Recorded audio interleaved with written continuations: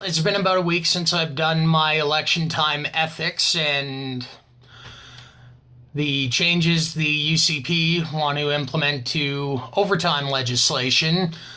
Um, let's follow up with that. I still haven't heard back from John, who was the reason I made that video. I'm not going to reiterate all my points. I'm just wondering, why no response, John? I mean, you carry on like you have this great grasp in politics. So why is it that when confronted with the facts as they are, and with where the changes are going to be made to legislation as proposed by the UCP pointed out, why no response, John? I mean, is it because I did my research and you didn't? Is it because I am aware of things as they are and who put them there and you're not? Because here we are coming up to the election and you're still spouting off about how the UCP is evil. I mean, at this point, you may as well come out as a socialist, John. You may as well. Mostly what I want is say something. Because when somebody makes a video going to the facts with their sources cited to provide an argument, you didn't even acknowledge it, John. You didn't respond. You didn't retort.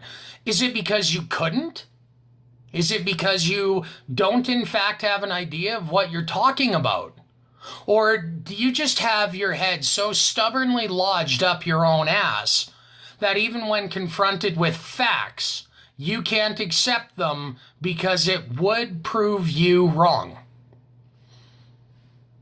A response would have been nice, John.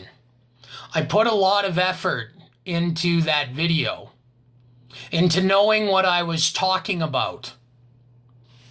It's a bit of a slight that in a debate that is going to affect, or at least in a debate about elections regarding legislation, it's kind of unsettling to first off believe that you don't know what you're talking about, and you're the one telling people how they should vote. It's unsettling that you advocate for things that you don't actually understand. And the most unsettling thing is that when argued with cited sources and proven evidence, that you're incapable of a response. So, sorry, John, but I don't believe you know what you're talking about. I don't think you have an understanding of the extent of what you're talking about and where it applies. And the fact that you couldn't even be bothered to respond to the facts goes to show how ignorant you really are. And that's a shame, because you're not a stupid guy.